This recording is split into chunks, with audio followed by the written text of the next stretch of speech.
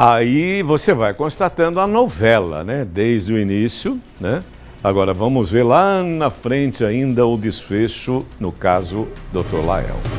Os desdobramentos no caso do advogado Dr. Lael Rodrigues da manhã de hoje. O homem suspeito de ser o autor dos disparos prestou depoimento no COP. Vamos saber? Vamos atualizar essa informação? Balança aí! O suposto autor dos disparos que tiraram a vida do advogado José Lael foi ouvido na manhã de hoje no Centro de Operações Policiais Especiais, o COP, em Aracaju. A oitiva do suspeito Anderson Bispo foi acompanhada pelos 2 advogados de defesa. A gente fez agora recentemente a vinculação nos autos, para estar acompanhando, os interesses do investigado, o Anderson. Ele que está sendo apontado, segundo já foi amplamente divulgado pela imprensa a partir de coletivas anteriores da autoridade policial, como suposto executor, ou seja, aquela pessoa que disparou contra a vítima. Então, nesse dia de hoje, ele vai ser ouvido, para que possa se manifestar, trazer a versão dele. Mas assim, vale frisar que estamos diante de um caso de grande complexidade. As investigações ainda estão em andamento e sob o manto do segredo de justiça. Então não é um momento adequado para que a gente possa entrar nos detalhes, até para que não haja nenhum prejuízo à investigação. Mas eu adianto que neste dia de hoje, diante dessa complexidade, ele irá exercer o seu direito constitucional ao silêncio. Isso por quê? Porque é uma decisão nossa de a gente poder se aprofundar, nos elementos já apresentados pela autoridade policial. O suspeito está custodiado desde o dia 13 de novembro em prisão temporária de 30 dias, prazo que poderá ser prorrogado por igual período, já que se trata de um crime hediondo. Os advogados estão na defesa de Anderson desde o dia 19 de novembro. Segundo eles, o processo está em fase preliminar.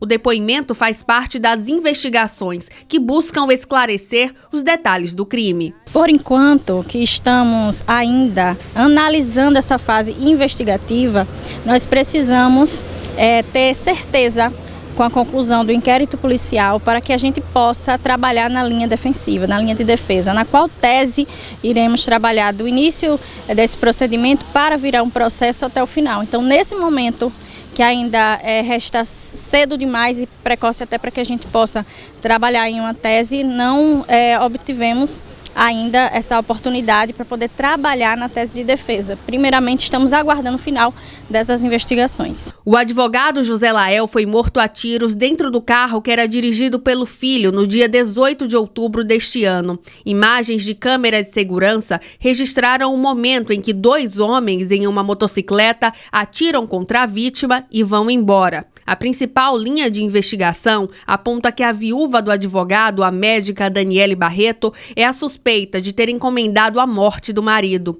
O crime contou com a participação de outros suspeitos, mas os advogados do suposto autor dos disparos ainda não podem revelar uma possível ligação entre o Anderson e os outros envolvidos. A gente precisa também conhecer por qual razão, como foi que chegou o nome de Anderson nesse feito. Como foi que chegou? Então nós ainda precisamos conhecer a fundo para poder também trazer maiores informações. O Anderson Bispo tem antecedentes criminais. Segundo a defesa, ele já foi preso por roubo. A informação que a gente tem preliminar é que ele tem um processo onde ele foi acusado de ter envolvimento com roubo. Mas crime contra a vida, não existe nenhum antecedente, nenhuma informação nesse sentido, pelo menos até agora não é de nosso conhecimento.